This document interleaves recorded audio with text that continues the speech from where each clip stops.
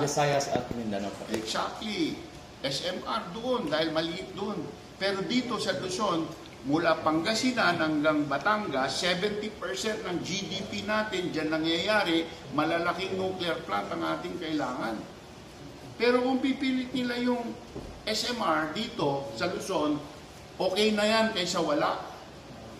Pero mas maganda, mas economical yung malalaki. Kasi mas mura per megawatt ang malaki. Nice, nice. Sidang.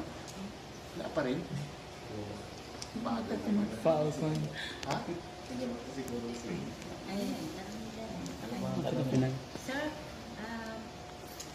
magkano daw nagastos sa nuclear power plant? Okay,